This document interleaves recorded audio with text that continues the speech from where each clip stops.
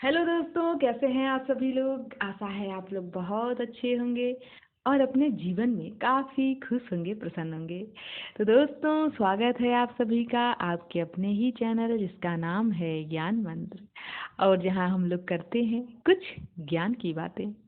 प्यारे दोस्तों, श्रीमद् भागवत गीता की टीका यथार्थ गीता का पाठ हम सभी कर रहे हैं, और प्रथम अध्याय हमने प्रारंभ कर दिया है, और प्रथम अध्याय के कुछ श्लोक हमने पढ़े भी हैं।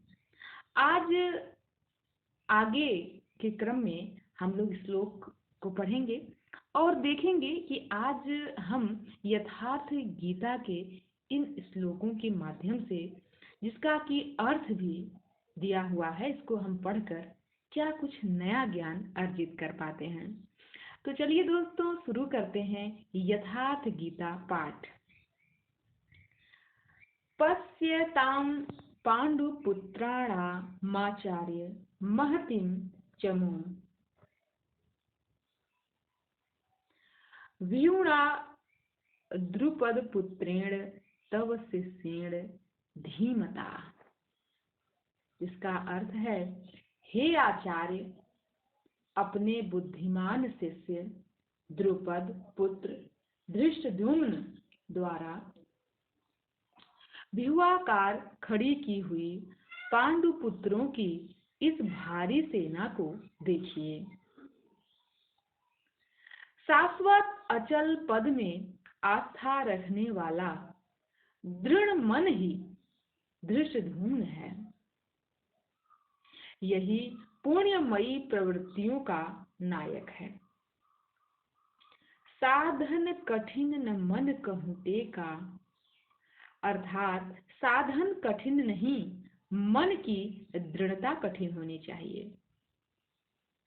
श्रीमद् भागवत गीता के जो श्लोक हैं, जो बातें हैं, वह हमें इन बातों के माध्यम से ही महाभारत युद्ध में जो घटनाएं घटी, जो उनके पात्र थे, उनकी जो विशेषताएं थीं, उनके माध्यम से हमें जीवन का पाठ पढ़ाती हैं। यहाँ धृष्टद्युम्न की बात की गई है। कहा गया है कि शाश्वत अचल पद में आस्था रखने वाला दृढ़ मन ही धृष्टद्युम्न है।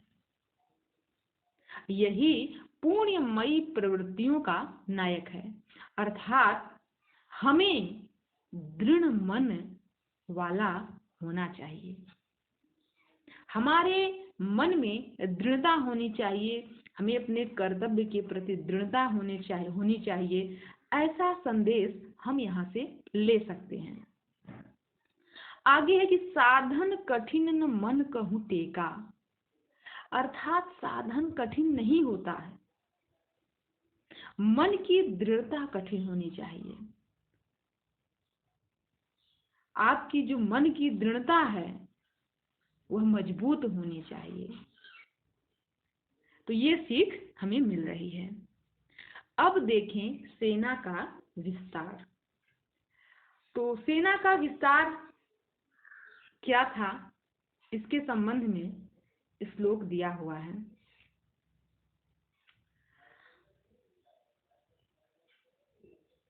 अत्र शूरा महेश्वासा भीमार्जुन समायुधिः युयुधानो विराटश्च द्रुपदश्च महारथः। अर्थात इसका अर्थ क्या है?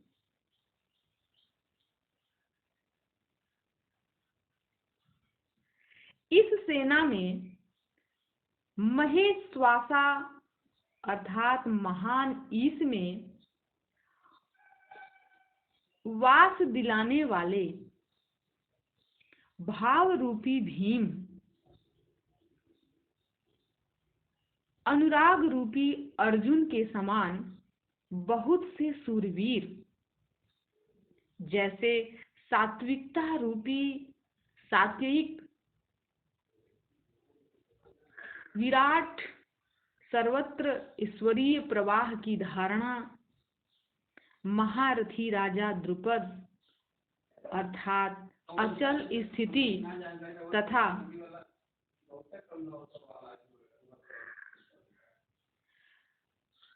धृष्टकेतुश्चेकितानः काशीराजस्य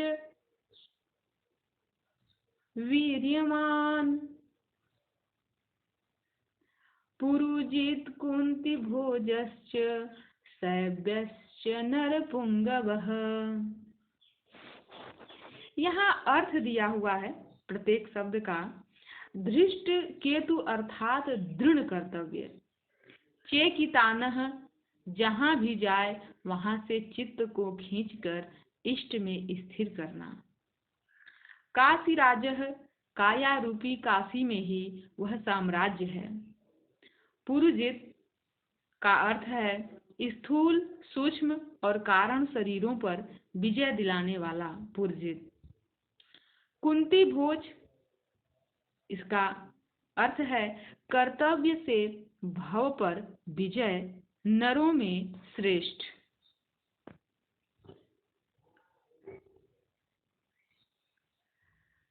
शैव्य का अर्थ है अर्थात सत्य व्यवहार। युधामन्युश्च विक्रांत उत्तमौजाश्च वीरवान् सौभद्रो द्रौपदेयाश्च सर्व एव महारथा।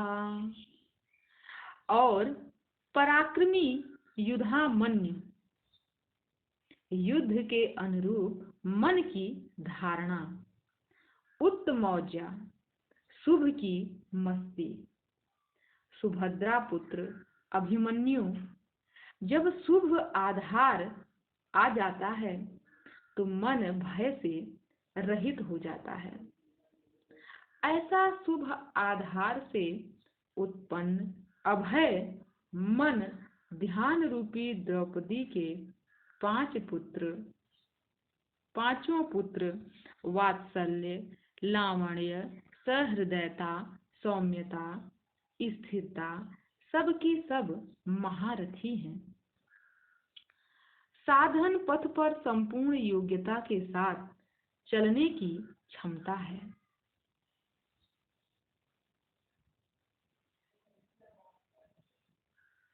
इस प्रकार दुर्योधन ने पांडव पक्ष के 15-20 नाम गिनाए जो दैवी संपद के महत्वपूर्ण अंग हैं। विजातीय प्रवृत्तियों का राजा होते हुए भी मोह ही सजातीय प्रवृत्तियों को समझने के लिए बाध्य करता है। दुर्योधन अपना पक्ष संक्षेप में कहता है कि यदि कोई बाह्य युद्ध होता तो अपनी फौज बढ़ा चढ़ा कर गिनाता। विकार कम गिनाए गए क्योंकि उन पर विजय पाना है। वे नासवान हैं। केवल 5-7 विकार बताए गए जिनके अंतराल में संपूर्ण बहिर्मुखी प्रवृत्तियां विद्यमान हैं।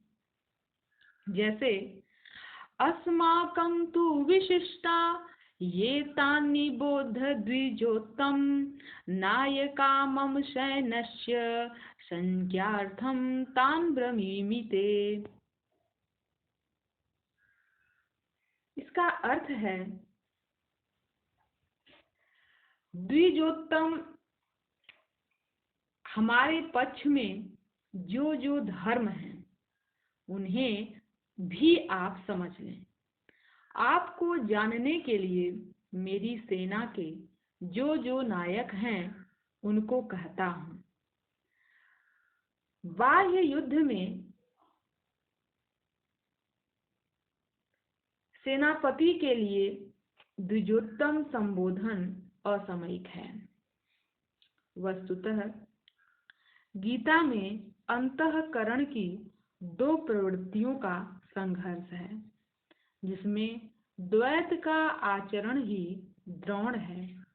जब तक हम लेस मात्र भी आराध्य से अलग हैं, तब तक प्रकृति विद्यमान है, द्वैत बना है। इस तब तक प्रकृति विद्यमान है। और द्वैत का अर्थ यहाँ पर बताया गया है कि द्वैत जिस द्वि पर जय पाने की प्रेरणा प्रथम गुरु द्रोणाचार्य से मिलती है, अधूरी शिक्षा ही पूर्ण जानकारी के लिए प्रेरणा प्रदान करती है। वह पूजा स्थली नहीं, वहाँ शौर्य सूचक संबोधन होना चाहिए। विजातीय प्रवृत्ति के नायक कौन कौन है, यह प्रश्न है। विजातीय प्रवृत्ति के नायक कौन कौन हैं?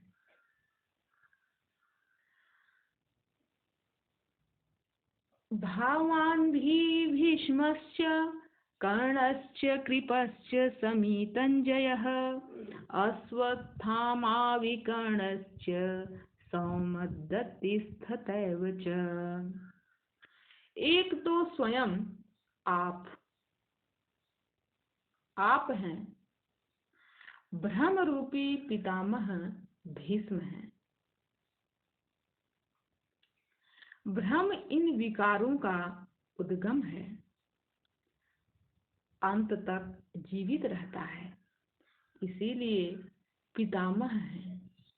समूची सेना मर गई, वह जीवित था। सरसैया पर अचेत था, फिर भी जीवित था। यह है ब्रह्म रूपी भीष्म।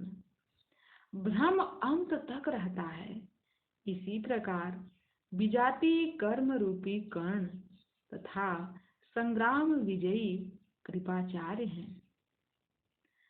साधनावस्था में साधक द्वारा कृपा का आचरण ही कृपाचार्य है। भगवान कृपा धाम है और प्राप्ति के पश्चात संत का भी वही स्वरूप है। किंतु साधन काल में जब तक हम अलग हैं, परमात्मा अलग है। विजातीय प्रवृत्ति जीवित है, मोहमयी घिराव है। ऐसी परिस्थिति में साधक यदि कृपा का आचरण करता है तो वह नष्ट हो जाता है। सीता ने दया की तो कुछ काल लंका में प्रायश्चित करना पड़ा। विश्वामित्र दयार्थ हुए तो पतित होना पड़ा।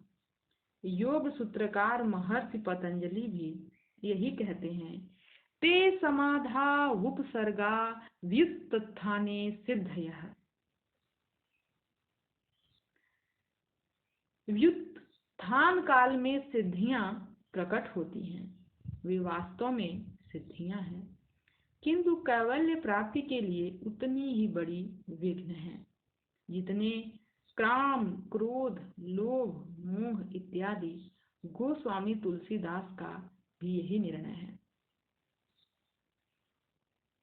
गोस्वामी तुलसीदास का भी यही निर्णय है।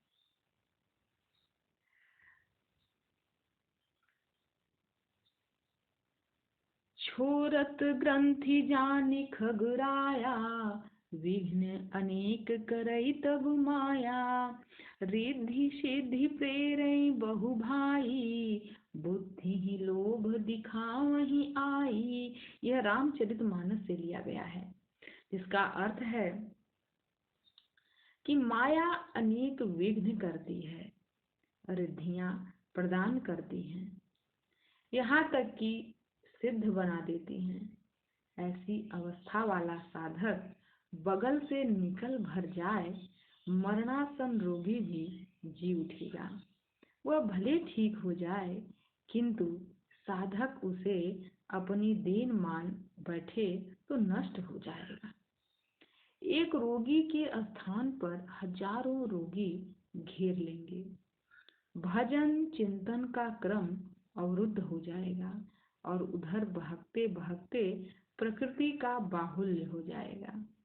यदि लक्ष्य दूर है और साधक कृपा करता है तो कृपा का अकेला आचरण ही सीमितंजय समूची सेना को जीत लेगा।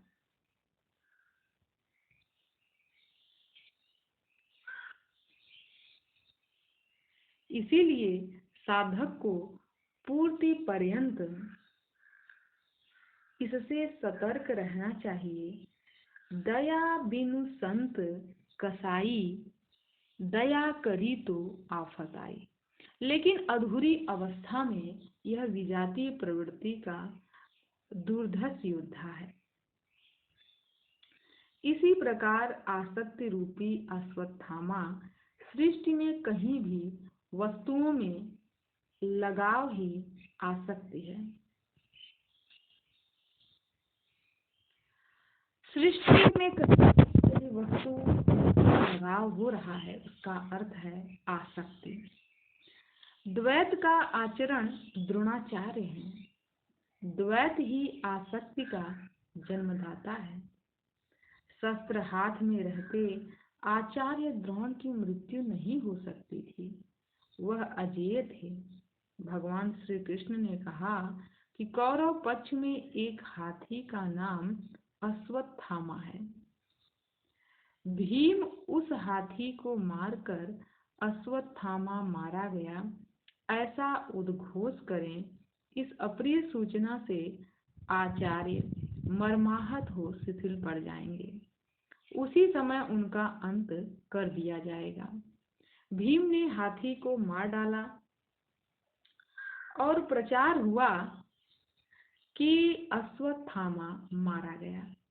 आचार्य द्रोण ने समझा कि उनका पुत्र अश्वत्थामा मारा गया। वे शिथिल पड़ गए। धनुष हाथ से गिर गया। वह हताश निश्चेष्ट होकर युद्ध भूमि में बैठ गए। उनका गला कट गया। पुत्र में अत्यधिक आसक्ति उनकी मृत्यु का कारण बनी। अश्वत्थामा दीर्घजीवी था। निवृत्ति के अंतिम क्षणों तक यह बाधा के रूप में विद्यमान रहता, इसीलिए अमर कहलाया। विकल्प रूपी विकर्ण साधना की उन्नत अवस्था में विशिष्ट कल्पनाएं उठने लगती हैं। मन में संकल्प विकल्प होने लगता है कि स्वरूप प्राप्ति के साथ भगवान की ओर कौन सी सिद्धियां, अलौकिक शक्तियां प्रदान की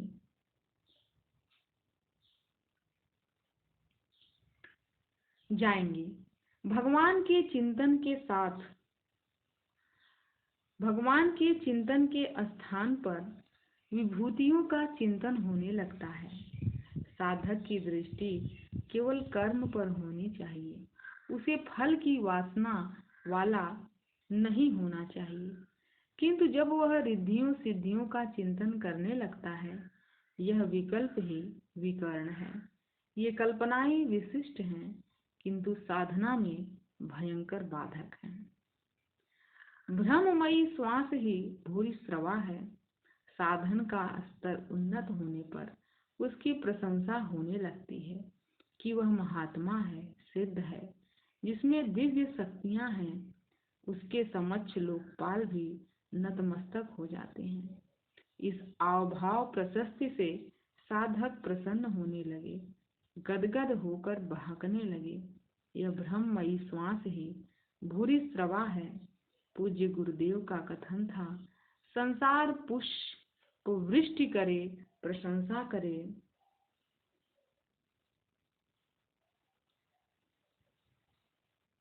विश्व जगत गुरु कहे, तुम्हें कुछ भी नहीं मिलेगा, रोने को आंसू नहीं मिलेगा। यदि भगवान तुम्हें साधु कह दे तो सब कुछ पा जाओगे। दुनिया कहे चाहे कभी न कहे, फिर भी तुम सर्वस्व प्राप्त कर लोगे। इस प्रकार सांसारिक प्रशंसा में बह जाना भ्रममयी श्वास है। यही भूरी स्रवा है। प्रशंसा भूरी भूरी है, अत्यधिक है, अतिरंजित है। इससे साधना में स्राव मतलब क्षय घटाव होने लगता है। अस्तु ब्रह्ममयी श्वास भूरी स्रवा है। संयम का स्तर उन्नत होने पर आई हुई विकृतियों के ये नाम हैं। बाह्य प्रवृत्ति के अंग उपांग हैं। तो आज हमने यथार्थ गीता के कुछ श्लोक पढ़े, जिसमें हमने बहुत ही अच्छी बातें सीखी। और यथार्थ गीता पढ़ते समय महाभारत के जो पात्र हैं, महाभारत के पात्र, उनकी जो विशेषताएं, जो घटनाएं घटी उस समय, उससे हमें सिर्फ सीख लेना है, अपने जीवन में उसे उतारना है। अब जैसे यहाँ पर दिया हुआ था कि प्रशंसा में बह जाना ब्रह्ममयी श्वास है, यही भूरी स्रवा है। प्रशंसा भूरी भूरी है, अत्यधिक है, अतिरंजित है, इससे साधना में घटाव क्षय होने लगता है। का अर्थ यही है कि अपनी प्रशंसा में बहुत ज्यादा बह जाना भ्रम है। तो ये सब चीजें कहीं न कहीं हर एक व्यक्ति पर लागू होती है। जीवन में बहुत सारे ऐसी परिस्थितियां आएंगी, इन्हीं बातों को यदि हम अपने जीवन में उतारेंगे तो हमें बहुत लाभ मिलेगा और एक मार्गदर्शन भी प्राप्त होगा। तो दोस्तों, उद्देश्य बस इतना है कि हम कुछ सीख पाएं, कुछ जान पाएं और अपने जीवन को सुंदर बना पाएं। तो दोस्तों, आज की वीडियो को यहीं समाप्त करते हैं। मिलते हैं अगली वीडियो में कुछ नए ज्ञान के साथ। तब तक के लिए धन्यवाद।